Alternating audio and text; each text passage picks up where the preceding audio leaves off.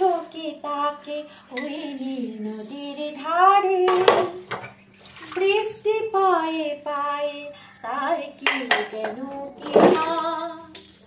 জলে ভেজা মাঠে আকাশে হাত বাড়ায়, মেঘের আড়ালে ভেসে থাকা সেই রংগুলোকে চাই। দেখেছো কি তাকে ওই নীল নদীর ধারে, বৃষ্টি পায়ে পায়ে তার কি যেন কি নাম। জলে ভেজা মাঠে আকাশে হাত বাড়ায়, মেঘের আড়ালে ভেসে থাকা সেই রংগুলোকে চাই। দেখেছো কি তাকে ওই নদীর ধারে।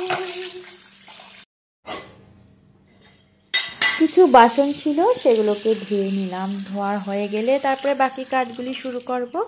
তো হ্যালো বন্ধুরা, নীলিমা দোকানদার আজকের এই ব্লগটিতে আপনাদের সবাইকে স্বাগত জানাচ্ছি। তো সকাল সকাল মাছ কিনা হয়ে গেছে। তো মাছওয়ালা দাদা এসেছিলো, ওই একই মাছ, পাবদা মাছ। তো নিরামিষ খাওয়ার থেকে খেতেও পারছি না নিরামিষ, তার জন্য পাবদা মাছই অল্প রেখে দিলাম, খুব বেশি রাখিনি, অল্প রেখেছি আমি আর সোনু খাওয়ার মতো।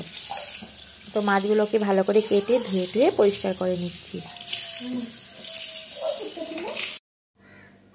সানরাইজ মাস্টার্ড পাউডার, এইটাই আমি প্রায় সময় এখন ব্যবহার করি। আগে তো বাটাবাটি করে রান্না করতাম, দেখি একদিন এনে বানিয়েছিলাম, বেশ ভালোই লাগে তো খেতে, মানে বাটাবাটির ঝামেলা ছাড়াই বেশ ভালো হয় তরকারিটা খেতে। যারা যারা খেয়েছেন বলবেন তো।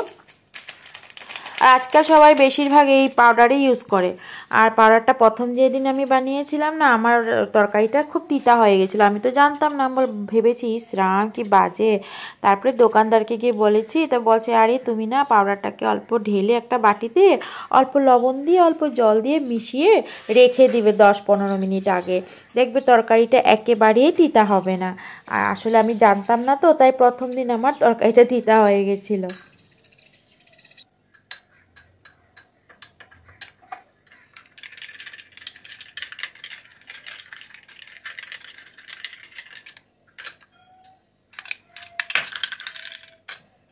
আর এই জাম্বুরাটা আমাকে মাসি কেটে দিয়ে গেছে খাওয়ার জন্য, খাবো। আগে আমি আমার সবজিগুলো কেটে নিই, তারপরে রোদ্রে বসে বসে খাবো। তো এখানে আমার অন্য রান্নাও আছে, তার জন্য আমি রসুন পেঁয়াজ সব কিছু নিয়ে বসে গেছি। আর এদিকে একটা কামরাঙ্গা ছিল ঘরে, ওটাকে কেটে লবণ দিয়ে মেখে নিয়ে বসেছি আমি, মানে খেতে খেতে সবজিগুলোকে কাটবো।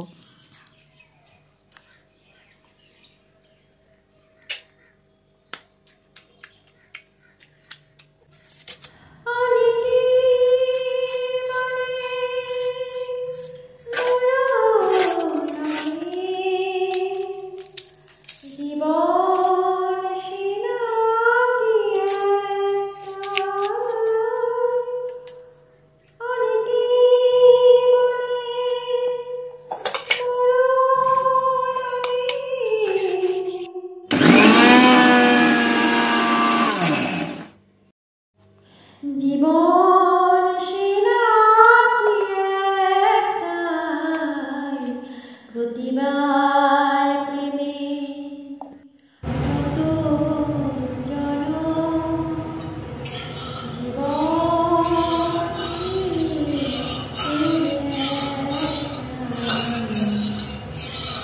তো আমি কড়াই বসিয়ে দিয়েছি, আর তেলও গরম হয়ে গেছে।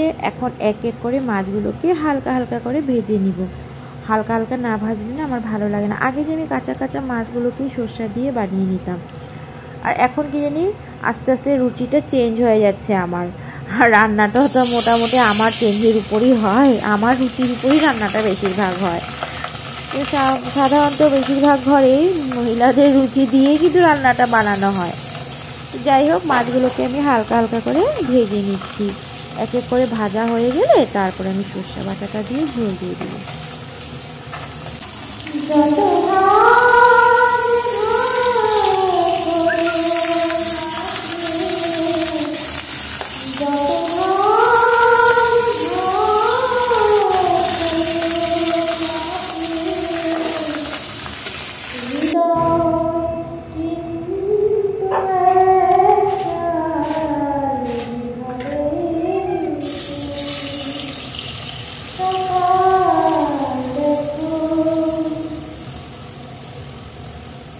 তো আমি মশলাগুলো দিয়ে দিচ্ছি এক এক করে, তবে সরষা বাটাটাও দিয়ে দিব। দেওয়া হয়ে গেলে তারপরে আমি ঝোল দিয়ে দিব, ঝোল দিয়ে মাছগুলো ছেড়ে দিব। তো আমার হয়ে যাবে পাবদা মাছ দিয়ে সরষার ঝোল।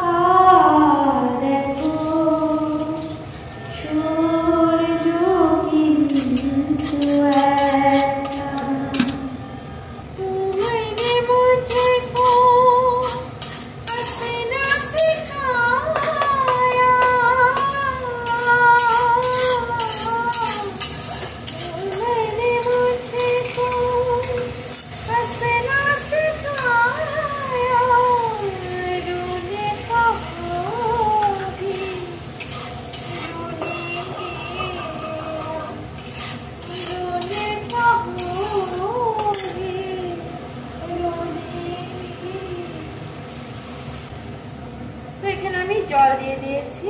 আমার সরষা দিয়ে পাবদা মাছের ঝোল মোটামুটি আধা রেডি।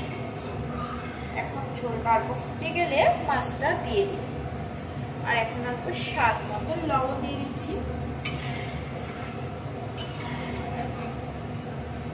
লবণটা অল্প দিলাম কারণ সরষায় আমার লবণটা মিলানো ছিল।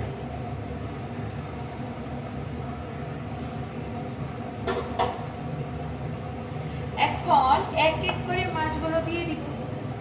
তো হয়ে গেল আমার পাবদা মাছ দিয়ে সরষা বাটার ঝোল।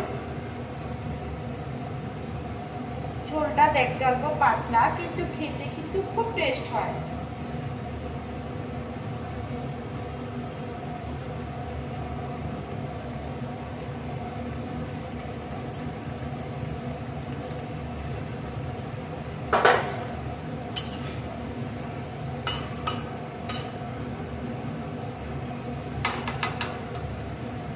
তো আমি সামনে থেকে দেখাচ্ছি, দেখো কি সুন্দর টকবক টকবক করে ঝোলটা ফুটে যাচ্ছে।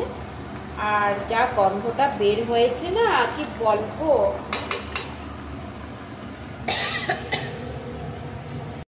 তো এখন আমি ঝোলটাকে নামিয়ে নিলাম একটা বাটিতে। ঝোলটাকে নামিয়ে নিলাম।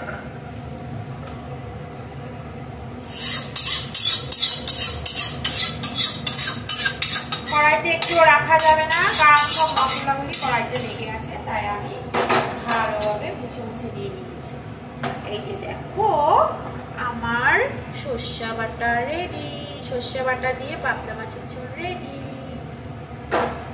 এখন আমি শুকনো মাছের প্রিপারেশন করবো, মানে শুটকির চাটনির প্রিপারেশন।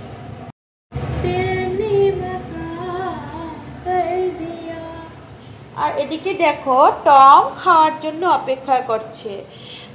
মামাকে কখন খাওয়া দিবে, খাওয়ার জন্য অপেক্ষা করতে করতে ওর ঘুমো পেয়ে গেছে। আমার সোনাটার ঘুমো পেয়ে গেছে, চোখটাও রাখতে পারছে না, কি ধুমো পেয়েছে। আর মাম্মা খালি ভিডিও বানিয়েই চলছে।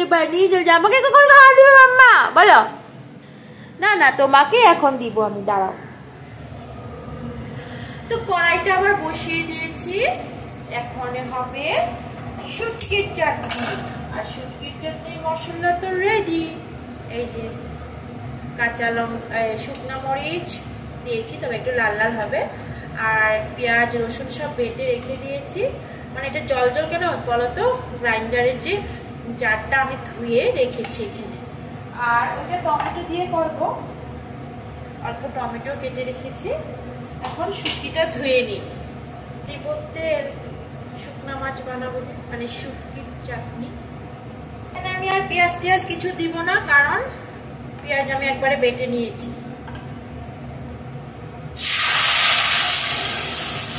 দিয়ে দিব টমেটো গুলো,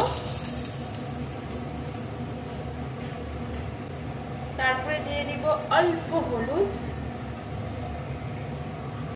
তারপরে এটাকে ভালোভাবে হিলাতে থাকবো। হিলাতে টমেটো গুলিও গলে যাবে, আর এই জল জল ভাবটাও কমে যাবে, একটা চাটনির মতো হয়ে যাবে। আর এই যে শীতল সবজিটা ধুয়ে রেখেছিলাম, তো দিয়ে দিই। জলটা একটু বেশি পড়ে গেছে, মানে বাটিটা ধুইতে গিয়ে জলটা একটু বেশি পড়ে গেছে। আর এটা হতে হতে আমি টমকে খাওয়াটা দিয়ে দিই।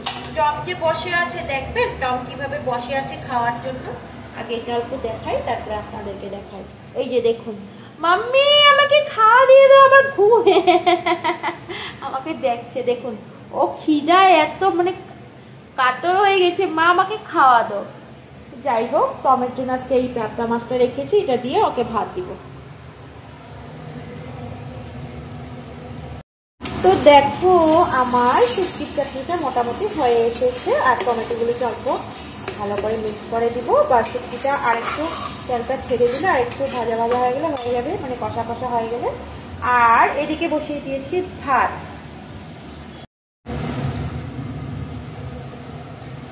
শুটকির গন্ধটা যা দারুণ বের হয়েছে না, মানে কি বলবো বন্ধুরা, মানে আমার তো এখনই ভাত খেতে ইচ্ছা করছে।